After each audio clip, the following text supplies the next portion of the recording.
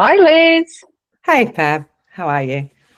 Great. Episode 16. Welcome, everybody, to all our listeners. Thank you for all your questions and continuous support. This is the second episode of our social media in the age of AI series. So, what are we talking about today, Liz? I really want to talk about video and its critical role in repurposing of content.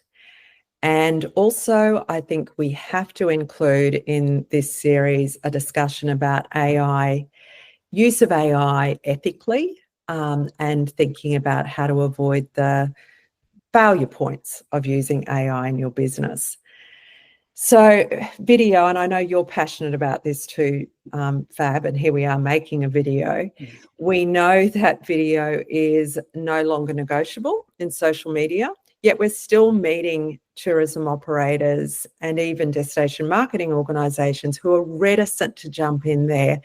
It's like they're waiting for the perfect moment or to create the perfect video before they post it. Yet if we think about what gets the most eyeballs, what gets the most engagement, it is short videos. So we're well past needing to understand that Instagram has repositioned itself as a video platform. You've only got to go into Reels and start scrolling or do a search on something. And it's very hard to extract yourself, even if you're not a big social media user, because of the journey it takes you on. It's highly entertaining or it's highly educational. And you'll get the same on TikTok. And the thing with TikTok is, whilst, yes, younger demographic on TikTok, it is a great demonstration of what is people are valuing in terms of video content. So the search filters that you can use on when you go onto TikTok, and you don't need an account to do this, it really helps you to understand what content based on search terms and hashtags is the most searched on. So it helps you, it's really great to understand what is it people want in terms of video content. And it'll all come back to entertainment and education. And we need to start thinking of ourselves as content producers. Think of video on social media as the new TV, because that's how people are using it. And if you want your destination, the experiences you offer in your businesses to be part of that TV show, then you need to be creating video. And the short and sharp videos, very topical, that are, it doesn't have to be, it's not a TV production. Do you remember in the old days, there was this term called UGC, user-generated God, content. I've forgotten that. And that's exactly what it still is. But as a tourism operator, it doesn't have to be a video about your rooms, about your latest concrete or your latest carport in your motel. It's got to be like your eye experiencing the region or interviewing your staff. What is different about your business? What's the heart and soul behind it? Don't be scared to be on camera and, give your opinion, I guess, like you and I are doing, Liz. We're videoing this content. We could be sharing our screen, but we're not. We're having a discussion about our expertise, and that's what people love. Showcase your region. Why you love this coffee shop, why you go there every day, while you recommend this tour to operators. What is so special about the fish or the dolphins in the creek? Short and sharp, informative pieces of content. And you need to be really familiar with tools like this one that I'm showcasing on our video. And this is for people that are listening to us. This is a DJI Osmo tool that just allows us to share, to film video when we're walking that's stabilized. So you need to be familiar with how your phone works to obviously create this video content, but with the tools, editing tools, or tools to just make it a bit more of a polished video as well. Yeah, absolutely. And the different forms of video, you can start quite simply. So we're seeing people who are completely new to creating videos for social media, whether they're going to post them onto YouTube Shorts or Instagram Reels or TikTok, which is super easy to post to, by the way, is start with something really simple. And you might start by just creating a video that is made up of images and put some music underneath it. Don't put your brand all over it. Keep it clean. Make sure it's entertaining, and that the very first few seconds of that video is really hooky. You know, people really want to watch it. That's still so important. It doesn't have to be perfect. It doesn't have to be a massive production, but it needs to tell a story. You don't want a disjointed video that's got really kind of random different styles of images in it. It needs to sort of have a flow to it and tell a story. And as you say, Fab, you could add a voiceover to that. And you could have a nice quiet track of music sitting underneath it as well if you want. You just want it to be entertaining and keep people's attention. And I think you had a great tip the other day you shared with me, which was when you're making a short video for Instagram, say, for example, and it's in the 9:16 ratio, 9:16 ratio in terms of size, to position your content, your subject matter in the center, leaving like 50 pixels, I think it was top 20% gap. Yeah. 20% gap, top and bottom.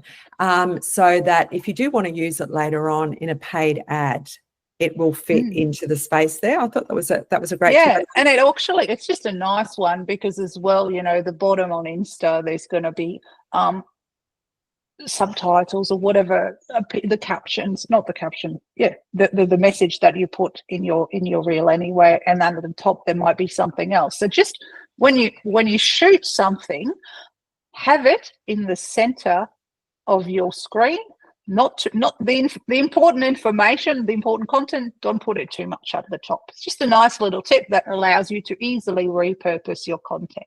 Nice. And if you forget that, you'll learn it really quickly when you try and do an ad later. You're like, oh gosh, I wish I just thought about that one.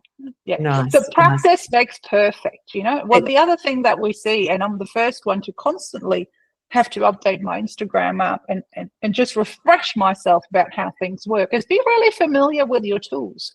Use it regularly. The more you try and post, the more you try and edit and capture or in Instagram, it just becomes second nature. Just force yourself every day, even if you're not going to post, to go and practice, so that when you've got this great idea, hopefully this planned great idea, it's much faster.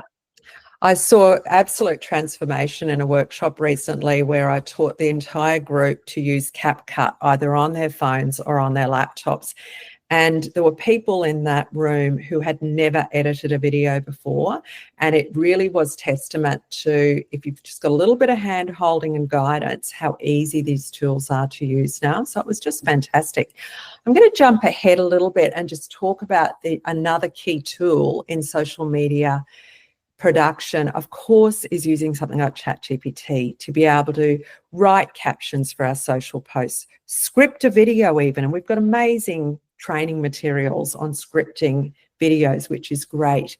So that's fantastic. We can really very, very quickly design a stack of videos from a scripting perspective coming out of our content pillars. And there's a great process for doing that, which we even have as a custom GPT that we can share with people. But what I want to just talk about is keeping it very real in the age of AI. So it should absolutely be a time saver, but don't let it steal your voice. Use it as your assistant, but don't let that experience get generalized, your brand voice get taken away.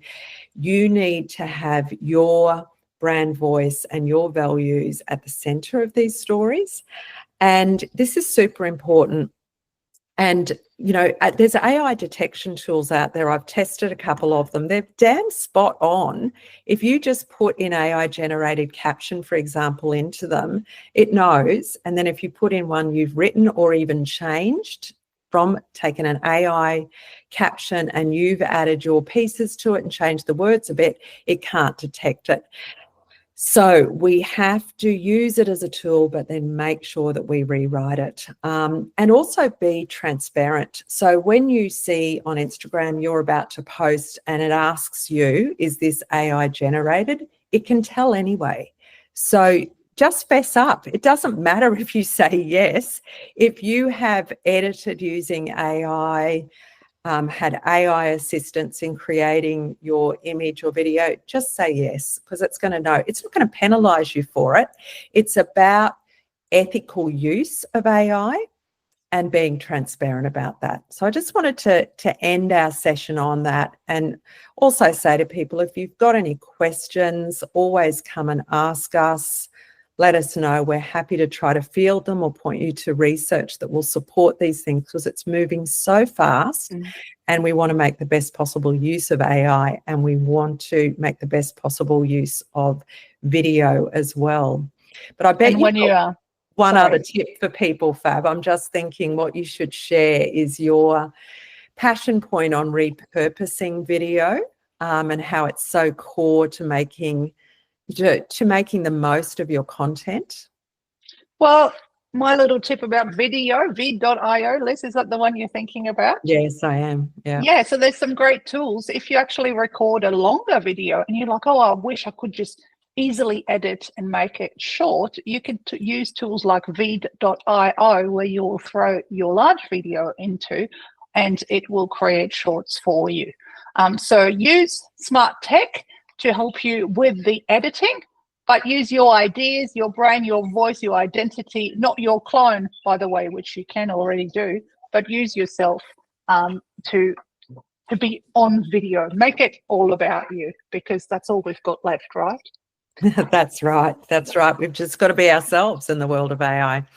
That's Yes. great. Great point to end on, Fab. And hopefully we'll see some of our listeners in a future group tech session. Check out our memberships on Tourism Tribe so that you can come in and join other really curious and people in your industry, other tourism operators and destination marketing organisation professionals who are really curious about AI and technology and want to keep learning. And that's a great place to meet them and bring your questions, is to the twice a month group tech sessions.